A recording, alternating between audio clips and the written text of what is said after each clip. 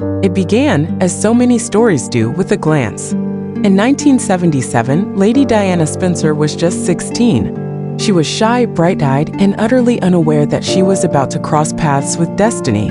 Prince Charles, 29 at the time, had come to visit her family, but not for her. He was dating her older sister, Sarah. What neither of them could know that day was that history had just begun its slow, royal spiral. 3 years later, they met again. But this time, something was different.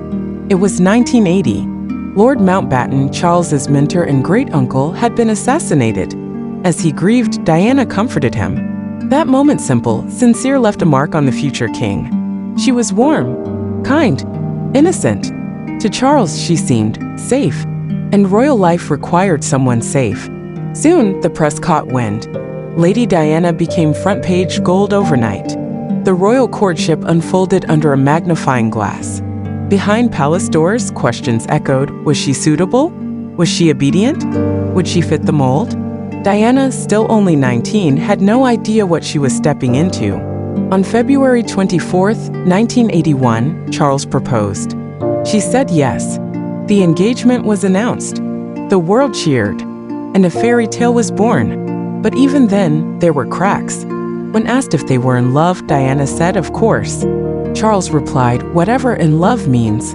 It was the wedding of the century. Over 750 million people watched as Diana became the Princess of Wales. She was stunning. The carriage, the vows, the kiss.